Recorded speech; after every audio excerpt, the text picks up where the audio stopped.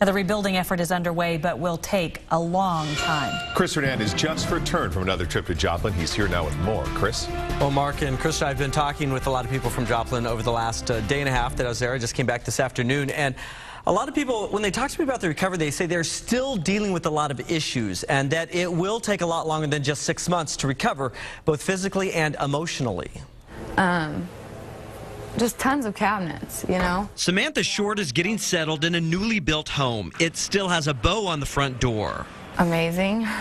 It's the best feeling in the world, I think. Samantha and her husband have 4 kids and another on the way. They helped paint and pound nails in their new house. It's one of 10 homes just built by Habitat for Humanity in one of Joplin's hardest hit neighborhoods.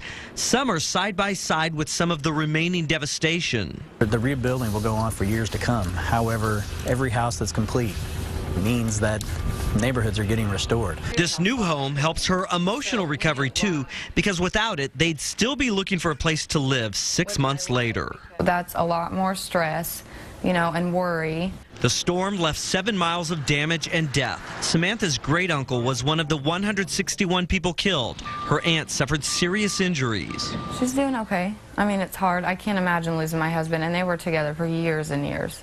This is the parking lot where we parked our live truck when we first arrived in Joplin, where we delivered our very first live reports from the scene. Help from Kansas City includes some search dogs, and you can see how tough their job is because there are so many piles of rubble here.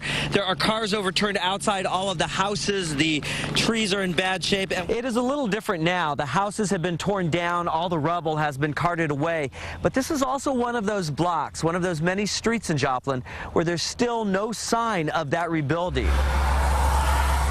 But there's also a feeling that the rebuilding effort is moving house by house as fast as it can. Now, the children who are moving into those Habitat homes will get another benefit. Missouri Southern State University will provide a free college education. That includes that little girl that you saw in the video there.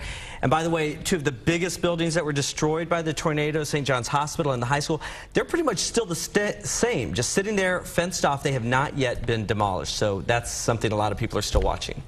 Driving into town. I remember that parking lot. Was it hard to go back? Did you wish you had seen more rebuilding by now? It feels a little weird to just look at it again. Of course, now the good news, of course, is that along Rangeline Road, one of the big commercial district, they're moving really fast on rebuilding the businesses there, obviously because you've got some corporate money coming in to get those stores back up. Places for people to go. All right. Yeah. Thanks. All right. Thanks, Chris.